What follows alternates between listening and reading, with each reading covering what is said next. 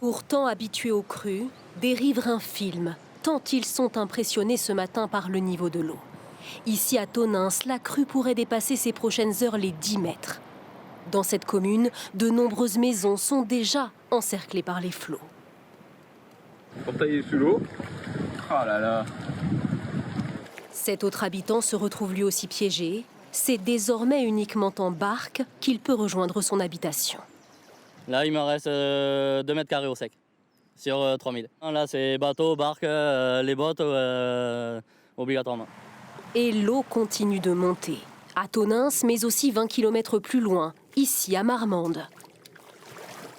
Il y a combien à peu près? À peu près 25-30 cm. Depuis le lever du jour, cet homme scrute le niveau de l'eau avec des moyens limités. Mais pour voir s'il monte ou pas, je mets une branche sur la bordure. On est toujours tributaire du temps, oui, c'est sûr. La tempête Nils a fait gonfler les cours d'eau et en Gironde aussi ça déborde. Dans cette commune, de nombreuses routes sont désormais submergées. Les berges ont été englouties par la Garonne, le fleuve dont on ne distingue même plus le lit. Ici, seul un tracteur permet parfois d'accéder à certains quartiers. Avec un agent technique de la ville, nous montons à bord.